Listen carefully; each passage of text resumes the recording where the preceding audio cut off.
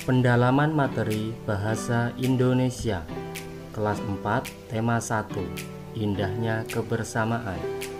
Subtema 1 Keberagaman Budaya Bangsaku.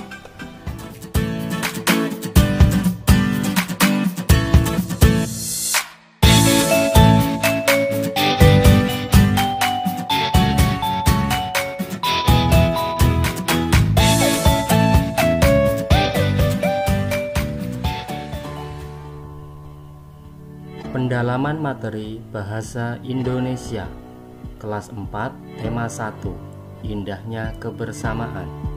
Subtema 1 Keberagaman Budaya Bangsaku.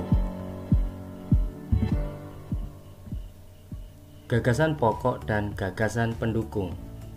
Gagasan pokok adalah topik yang dibahas pada suatu teks. Gagasan pokok ditemukan pada kalimat utama yang terletak di bagian awal, akhir, atau awal dan akhir paragraf. Artinya campuran ya yang ketiga ini. Kemudian gagasan pendukung adalah uraian atau informasi tambahan pada suatu bacaan. Cara menentukan gagasan pokok dan gagasan pendukung. Ada 3 cara. Yang pertama, bacalah teks dengan cermat. Selanjutnya, cermati kalimat pertama hingga kalimat terakhir pada setiap paragraf. Yang ketiga, temukan kalimat utama dan kalimat penjelas dalam suatu paragraf. Di sini ada teksnya berjudul batik. Batik merupakan kain tradisional Indonesia. Batik dihasilkan dengan cara dilukis atau dicetak menggunakan malam, yaitu lilin yang dipanaskan. Kain batik berasal dari Pulau Jawa. Seiring berkembangnya waktu, batik tidak hanya ada di Pulau Jawa. Beberapa daerah di luar Pulau Jawa juga menggunakan batik sebagai pakaian tradisional, misalnya batik Bali. Sebelumnya kita harus identifikasi teks tersebut.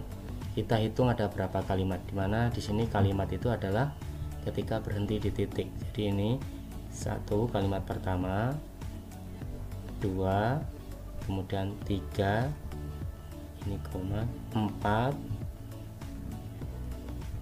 5. Artinya paragraf atau teks ini memiliki 5 paragraf, di mana langkah yang selanjutnya kita harus menentukan kalimat utama. Kalimat utama biasanya ada di awal, di akhir, atau gabungan awal dan akhir. Tapi pada umumnya kalimat utama itu biasanya terletak di awal. Jadi di sini sudah jelas ditunjukkan bahwa kalimat utamanya adalah kalimat pertama atau awal paragraf, yaitu batik merupakan kain tradisional Indonesia. Artinya 4 kalimat selanjutnya disebut dengan kalimat penjelas. Kemudian gagasan pokok itu tadi sudah dijelaskan bahwa gagasan pokok itu berada di kalimat utama. Kalimat utamanya ada di awal paragraf, yaitu batik merupakan kain tradisional Indonesia. Maka gagasan pokok diambil dari kalimat utama, yaitu batik merupakan kain asli Indonesia. Jadi gagasan pokok itu bisa disimpulkan dari kalimat utama ini. Bisa disalin semuanya ataupun bisa lebih ringkas lagi seperti ini. Kemudian gagasan pendukung atau kalimat diambil dari kalimat penjelas, yaitu kalimat yang ini tadi. Berarti 1, 2, 3, 4, 5. Aturannya ada 5. Ya, 4 paragraf selanjutnya ya. Jadi paragraf kalimat kedua ini yaitu kain batik dihasilkan dengan cara dilukis atau dicetak menggunakan malam, yaitu lilin yang dipanaskan. Itu kalimat kedua. Berarti ini dia gagasan pendukungnya, kita simpulkan cara membuat kain batik. Selanjutnya kain batik berasal dari Pulau Jawa. Itu merupakan tempat asal kain batik dari kalimat pendukung kedua. Kemudian selanjutnya, seiring berkembangnya waktu, batik tidak hanya ada di Pulau Jawa. Beberapa daerah di luar Pulau Jawa juga menggunakan batik sebagai pakaian tradisional, misalnya batik Bali.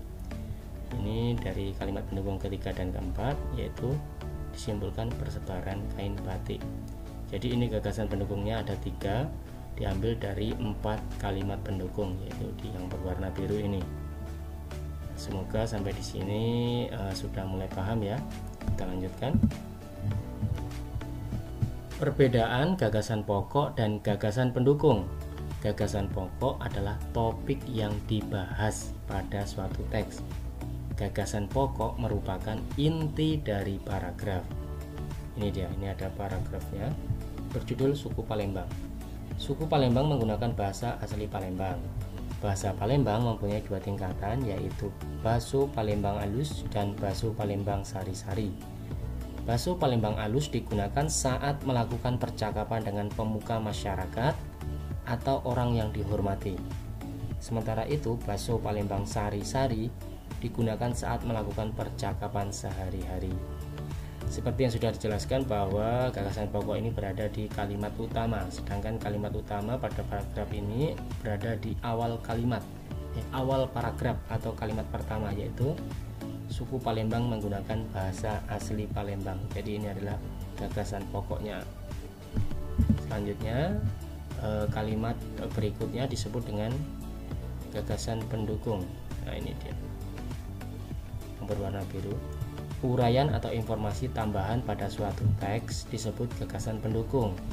Gagasan pendukung adalah penjabaran dari gagasan pokok, yaitu penjabaran dari kalimat utama tadi ya, di kalimat utama.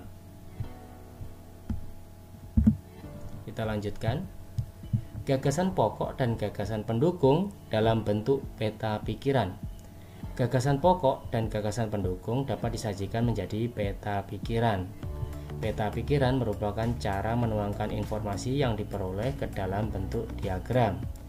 Peta pikiran memudahkan kita untuk mengingat isi dan informasi penting suatu teks. Peta pikiran ada ya gambar contohnya. Kita lanjutkan. Di sini ada bacaan atau teks paragraf yang berjudul Reog Ponorogo.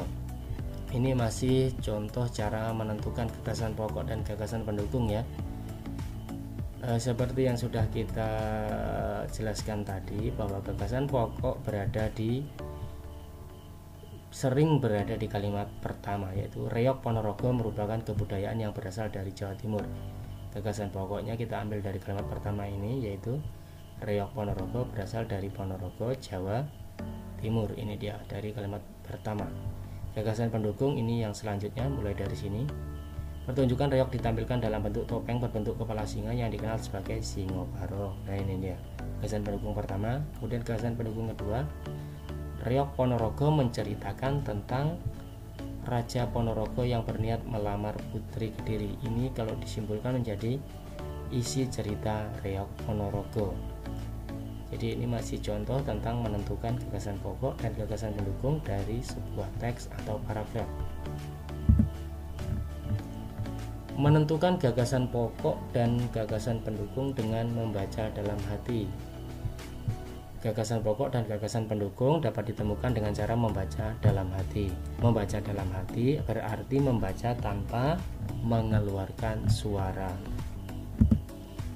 Membaca dalam hati adalah kegiatan membaca dengan seksama yang bertujuan untuk memahami dan mengerti isi dari teks yang dibaca. Biasanya kalau kita sudah kelas tinggi ya, kelas 4, 5, dan 6, biasanya sudah pandai membaca dalam hati atau membaca tanpa mengeluarkan suara. Semoga sampai di sini semuanya dapat dipahami. Terima kasih sudah menonton.